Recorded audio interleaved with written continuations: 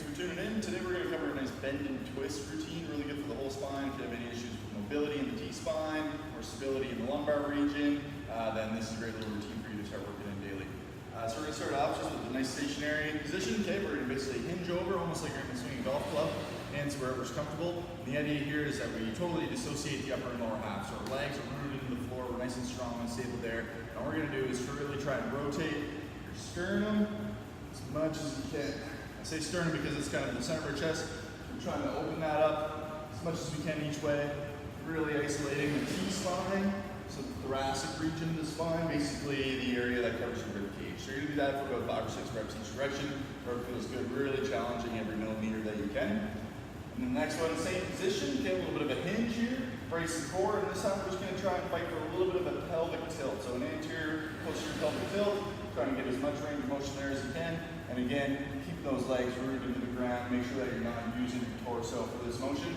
Trying to really isolate that pelvic control. Okay, same thing there. Great little drill. A couple reps each side. Should do wonders for you. Next, we can grab our dowel. And this is also a good tool for that first twist to help keep you honest if you find that you have a hard time with that. We're going to get it up on the back, almost like you're setting up for a squat. Now we're just going to add a little bit more movement into that twist so we can get a little bit more knee bend. Feel like the hips are involved a little bit. Again, we're still trying to kind of get our sternum around as much as you can. Taking this one gentle for sure. Don't need to be very forceful. Just find an extra half inch, an inch every rep kind of thing. Okay, and then we can add a little side bend as well. Nice and tight in. Legs are rooted to the floor. We're going to do a big dip. Exhale. Inhale back to center. Dip. Exhale. Inhale back to center. Okay, you're not going to hold this too long. Really just kind of want to pulse it out almost. Nice little bend. Again, fighting for that extra little bit of length each rep, not holding the stretch too long. Okay, next one is called Good Morning. Same position with the bar. For the dowel, whatever you're using. This is just a nice little warm up for a deadlift and a hinge. So good practice on bracing the core, making sure we're nice and engaged in front here, almost holding that hollow hold position. And then we're going to hinge back. So we're really just going to keep our knees soft bend in the knees. That bend isn't going to change. We're just going to push our hips back. Feel that nice stretch in the hamstrings. Back should be nice and flat and rigid. And then as we drive back up, it's all glutes to finish the rep. Hinge. Hinge.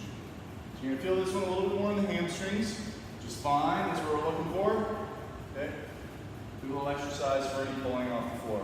Okay. So it's a great one. Next, we're going to progress that a little bit further to a J curl. So what we're going to do is start with the wall here. Basically going to press your whole spine against the wall as much as you can. So using the tailbone, stacking each vertebrae along the way. You're going to start by tucking the chin. Nice firm grip on the dowel. We're really going to tuck the chin. We want to try and segment this so one vertebrae lifts off at a time. If you feel like the whole hunk lifts off at once, which is pretty common, especially once we hit that lumbar region, we're going to pause when you feel that and try to push 1 or 2 vertebrae into the wall. Really pushing from your abdominals, okay? Driving that sucker in, keep going. Oh, big chunk lifts off, pause, push into the wall.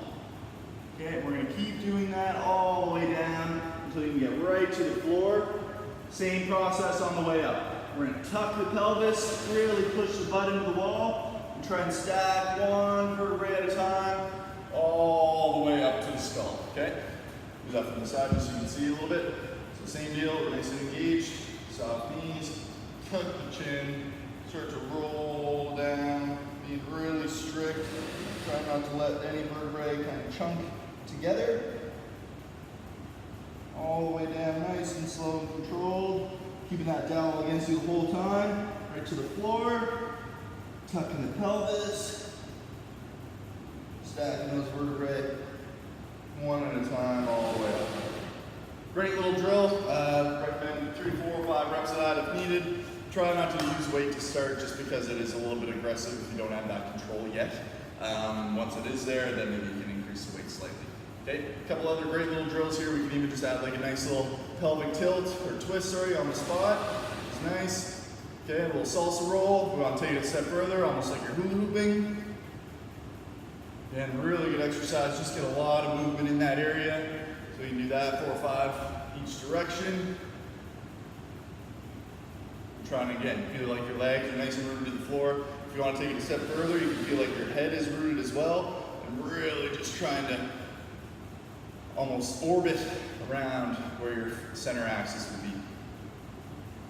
Okay, a little drill there. So once we finish our standing routine, we can pop to the floor into our quadruped position. Great position to do lots of good drills here. It's really safe as well if you have trouble with balance or anything like that. This is a good routine to get into. So we're going to start off with a series of twists. Okay, all of them kind of have the same concept. We're still trying to open up our chest and get our sternum twisted around as much as we can, just to make sure we're getting as much movement through the T-spine as possible, okay? So we're going to start off, really brace into the floor, everything's nice and engaged. You're going to add a reach to underneath, ear to floor, get as much length here as you can. And then as we open up, we're going to open, big exhale, twist as far as possible. Careful that your legs and hips don't really help you out on this as well. Big reach, back under, big twist, big reach, good. Last one, we'll do 3 aside there, other side, big exhale. And just note that we're kind of reaching our arm a little bit in front, can't really see in the video, but we don't want to reach back because that's not really going to hit the same part of the chest here. So feel like your arms are still perpendicular from the floor. Okay, make sure you're feeling a little stretching through those chest muscles as well on this one.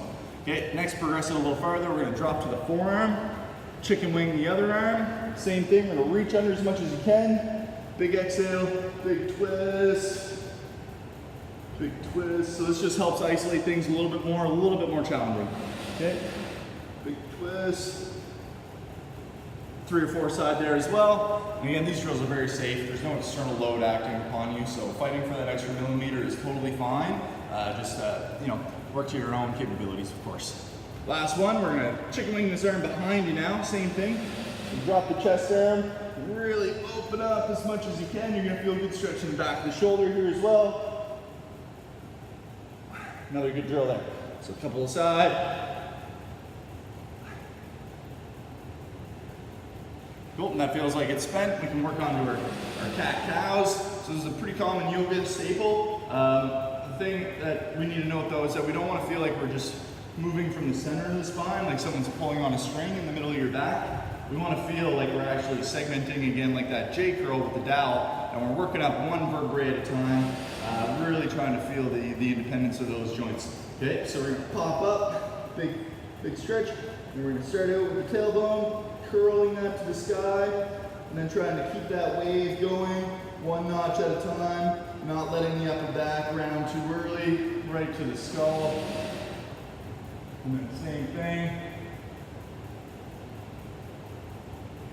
On the way back through. Okay, you can also start from the neck. Much harder to control.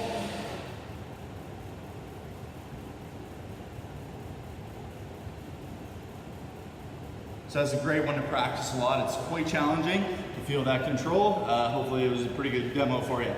And then also we can do these side bends or side cats where we're just kind of peeking behind your butt. We can also try and segment here as well. So I can start off almost by wiggling my butt side to side and then kind of working up the chain, getting a little bit more movement into the upper body. And then eventually it's just kind of almost trying to twist the floor through the shoulders and then into the neck a little bit more. Okay, great little drill there. Once those feel good, we can try this twist as well. So we're gonna sit nice and tall here. Very important that we do sit tall. We don't wanna be slouched because that puts our whole spine in kind of an awkward position, vulnerable position as well. So we wanna sit nice and tall. Right on those sit bones, boom, puff up the chest. And we're just gonna kind of hold our arms wherever it feels comfortable, whatever's good there. Okay, so we're gonna start off, big twist. Okay, when you hit kind of the wall, you'll feel like you just get a little restricted. Pause there, and then we're gonna take a deep breath. Side bend on the spot. Try and isolate 1 or 2 vertebrae. Once you're down there, big exhale. Okay, pop up. See if you can twist a little further. Boom. Exhale, side bend. Pop up, a little further. Pop up, a little further. Nice. Great. Same thing other side. So you can see the range of motion significantly improves just through each rep. So we're kind of letting our body know that it's okay to be in those ranges, and then you can keep kind of pushing it a little farther, just easing it into that unknown territory. Just careful that, again, you don't overdo it, and those legs don't sail up on you too much. Be really aware of compensations as you're doing these drills. Okay, same thing other side. So we're gonna start off, big twist. When you hit your roadblock, see how restricted I am there? Pretty tight. Okay, I'm gonna do this big exhale. Side bend, pop up, maybe get another 15 degrees. Oh yeah, maybe 20 even there. Dip. Pop up, big twist. Boom. Dip. Pop up.